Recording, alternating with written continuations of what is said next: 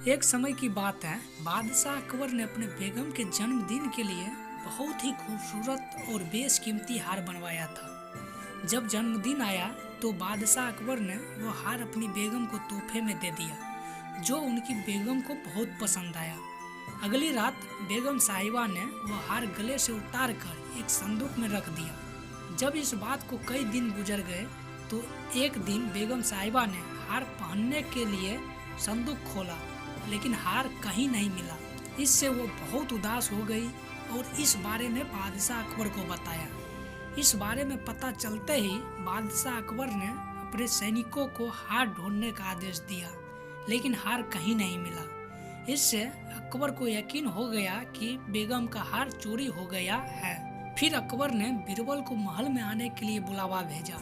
अब बीरबल आया तो अकबर ने सारी बात बताई और हार को खोज निकालने की जिम्मेदारी उसे सौंप दी। बीरबल ने समय व्यर्थ किए बिना ही राजमहल में काम करने वाले सभी लोगों को दरबार में आने के लिए संदेश भिजवाया। थोड़े ही देर में दरबार लग गया।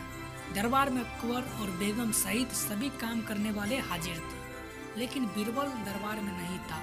सभी बीरबल का इंतजार कर रहे थे कि तभी बीरबल एक गधा लेकर राज दरबार में पहुंच जाता है। देर से दरबार में आने के लिए बीरबल बादशाह अकबर से माफी मांगता है। सभी सोचने लगते हैं कि बीरबल गधे को लेकर राज दरबार में क्यों आया है।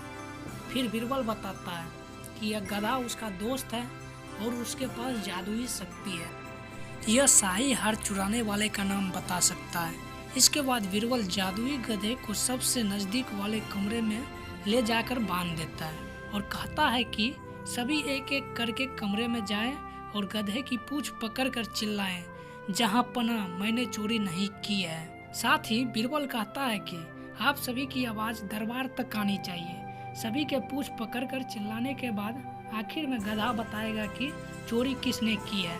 इसके बाद सभी कमरे के बाहर एक लाइन में खड़े हो गए और एक एक करके सभी ने कमरे में जाना शुरू कर दिया।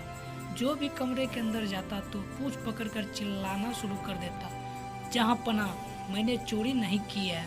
जब सभी का नंबर आ जाता है तो अंत में बीरबल कमरे में जाता है और कुछ देर बाद कमरे से बाहर आ जाता है।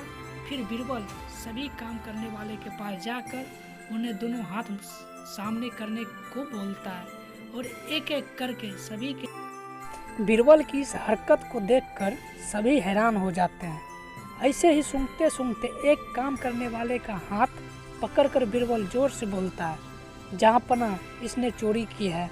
यह सुनकर अकबर बीरबल से कहता है, तुम इतने यकीन के साथ कैसे कह सकते हो कि चोरी इस सेवक ने ही की है?